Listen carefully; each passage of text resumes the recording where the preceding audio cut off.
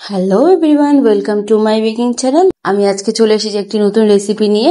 Sorry, এটা নতুন recipe নয়, এটা অনেক পুরনো রেসিপি। ভিডিওটা নতুন, এটাই যা। তো সবাই গেস করতে পারছো আমার চ্যানেলে এটা কোন ভিডিও। আমি আমার চ্যানেলে সব থেকে বেশি ভিডিও যেটা আপলোড করেছি সেটা হলো হোয়াইট ফরেস্ট কেক রেসিপি।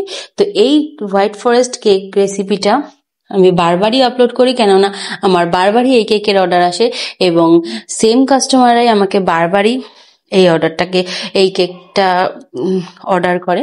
তো সেই হিসাবে আমি আপলোডও করি এবং ভিডিওটাও আপলোড করি। আমার এই কাস্টমারেরাও এত এত এত ভালোবাসে এই কেকটা খেতে, বারবার আমাকে সেম কেকেরই অর্ডার করে। তো সেই হিসাবে আমি আজ ছিল এর সাথে হোয়াইট ফরেস্ট কেকের সাথে আরো 3টে কাপ কেকের অর্ডার।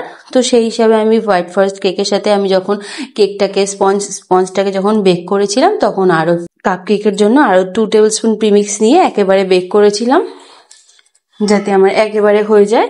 তো সেই হিসাবে ওটাকে বেক করে ভালো করে ঠান্ডা করে আমি 4টে লেয়ারে কেটে নিয়েছিলাম। উপরের লেয়ারটাকে আমি রেখে দিয়েছিলাম এই কাপ কেকের ব্যবহারের জন্য, এবং বাকি যে 3টে লেয়ার ছিল সেই 3টে লেয়ারকে আমি একটার উপর একটাকে আমি ক্রাম কোটিং এর জন্য তৈরি করে নিয়েছি। যেমন নাকি প্রথমে আমি একটা 7 ইঞ্চি রাউন্ড বেস নিয়েছিলাম। তো রাউন্ড বেসের উপর ফার্স্ট লেয়ারটা দিয়ে একটু ক্রিম লাগিয়ে ফার্স্ট লেয়ারটা দিয়ে ওটাকে প্লেন জল দিয়ে সোক করে তার উপরে আমি হুইপড ক্রিম লাগিয়ে নিয়েছি, এবং দেন আমি তার উপরে কিছুটা চকো চিপস দিয়ে ওটাকে সমান করে আবার দ্বিতীয় লেয়ার দিয়েছি। এভাবে প্রতিটা লেয়ার একটার পর একটা আমি বিল্ড করেছি। এভাবে ভালোভাবে আমি ক্রাম কোটিং করা হয়ে গেছে। ক্রাম কোটিং করতে রেখে দিয়েছিলাম 15 মিনিটের জন্য। 15 মিনিটের জন্য ক্রাম কোটিং করার পরে আমার যখন ভালো করে ক্রাম কোটিং হয়ে গেছে, তখন আমি একটা বাস্কেট নজেল নিয়ে নিয়েছিলাম। তো বাস্কেট নজেল দিয়ে আমি যদি ক্রাম কোটিংটাকে যদি ফাইনাল কোট করি, তখন আমার ক্রিমটা বেশ অল্পের উপরে ভালোভাবে লাগে। আমি নর্মালি বাস্কেট নজেল দিয়ে আমি নর্মালি ক্রাম ফাইনাল কোটিং করি না। আমি সবসময় পাইপিং ব্যাগ দিয়ে আমি ক্রাম কোটিং করি। কিন্তু আমার এই যে হোয়াইট ফরেস্ট কেকে যে কাস্টমাররা বারবার করে এই কেক নেয়, তারা সবসময় চায় একটু কম ক্রিমের জন্য।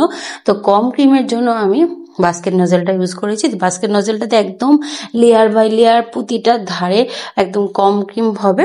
তো সেইভাবে আমি ওটাকে ফাইনাল কোটিং করে ফ্রিজে রেখে দিয়েছি। এবং যেহেতু আমি বলেছিলাম আমার আরো 3টে কেকের অর্ডার ছিল, তো তার জন্য আমি প্রথম যে লেয়ারটাকে রেখে দিয়েছিলাম সেই লেয়ারটাকে আমি 3 ভাগে ভাগ করে নিয়ে 3টে কোণের ওপরে ভালো করে স্ম্যাশ করে নিয়েছি। একটু ক্রাশ করে দেওয়ার পরে প্লেন জল দিয়ে সোক করেছিলাম। সোক করে নিয়ে তারপরে আমি হুইপ ক্রিমটা দিয়েছিলাম, প্লেন হোয়াইট হুইপ ক্রিমটা দিয়ে ওটাকে ভালো করে আমি লেভেল করে নিয়েছিলাম আমি স্প্যাচুলা দিয়ে।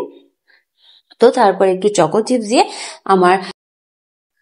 তারপরে আমার যেহেতু আগের একটা কেকের অর্ডার ছিল, সেখানে আমার কিছুটা লাল হুইপ ক্রিম বেঁচে ছিল। তো সেটা দিয়ে আমি উপরের একটা স্টার নজেল দিয়ে আমি ডিজাইন করে নিয়েছি। একদম সিম্পল ডিজাইন করতে বলেছিল, শুধু বলেছিল আমার 3টে কাপ কেকের প্রয়োজন, তুমি যত কম ক্রিম হয় ততটা কম ক্রিম দিয়ে এটাকে তৈরি করবে। তো সেই হিসেবে আমি তৈরি করেছিলাম, এবং সাথে একটু ডেকোরেটের জন্য একটু সামান্য একটু স্প্রিঙ্কেল দিয়ে নিয়েছিলাম। তো আমার কাপ কেকগুলো রেডি হয়ে গেছে। কাপকেক গুলো আমি ফ্রিজে খানিকক্ষণের জন্য সেট করতে রেখেছি, এবং তারপরে আমি আবার আমার কেকটাকে নিয়ে এসেছি। কেকটাকে নিয়ে এসে আমি বাইরে থেকে পুরোটা হোয়াইট কম্পাউন্ড দিয়ে আমি এটাকে ক্রাশ করে নিয়ে বাইরেটা আমি লেয়ার করে নিয়েছিলাম। যেহেতু হোয়াইট ফরেস্ট কেকের এটাই পার্সোনালিটি যে ওটাকে পুরোটা হোয়াইট কম্পাউন্ড বা ডার্ক ফরেস্ট কেকেরও এটাই পার্সোনালিটি থাকে যে ডার্ক কম্পাউন্ডে পুরোটা লেয়ার করা থাকে। তো সেইভাবে লেয়ার করে আমি ওপর থেকে 3টে গোলাপ ফুল দিয়ে আমার মন মতন করে ডেকোরেট করে নিয়েছিলাম। এবং কিছুটা নাম লিখতে বলেছিল সেই নামটা আমি লিখে নিয়েছিলাম।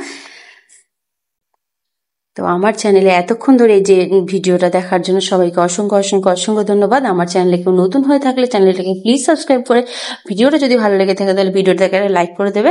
তো দেখা হচ্ছে পরে কোনো নেক্সট ভিডিওতে। Thanks for watching.